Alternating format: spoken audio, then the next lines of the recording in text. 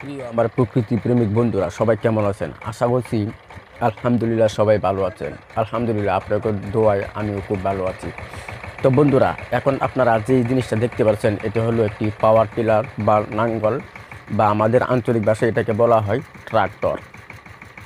মূলত হয়েছে কি বন্ধুরা, ট্রাক্টর চালাতে চালাতে হঠাৎ তেল শেষ হয়ে গেছিলো, এই কারণে এখন তেল ভরা হচ্ছে।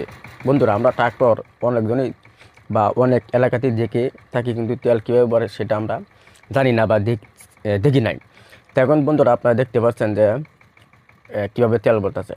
বন্ধুরা, এটা ট্রাক্টর না, এটা শুধু প্রকৃতির একটি মেশিনও বলতে পারেন। এই ট্রাক্টর দিয়ে জমি চাষ যদি না করা হইতো তো ধান ভালো হতো না, আর ধান যদি না হইতো তো প্রকৃতি টিকে থাকতো না।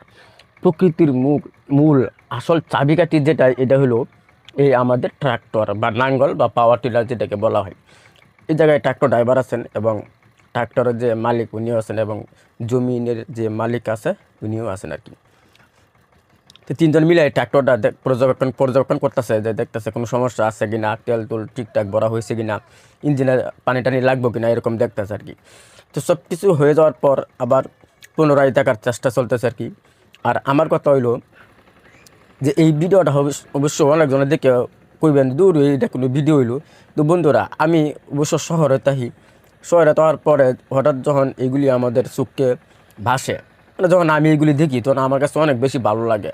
যখন এই যে আমাদের গ্রামের বাড়ি গেছিলাম, দেখতেছি একটা ট্রাক্টর কীভাবে জমি চাষ করতেছে, এটা দেখতে আমার কাছে খুব ভালো লাগলো, যার কারণে আমার ভিডিওটি করা। যদি ভিডিওটি আপনাদের ভালো লাগে থাকে তো অবশ্যই ভিডিওটিতে একটি লাইক দেবেন এবং পেজটা ফলো করে সাথে থাকবেন। ধন্যবাদ।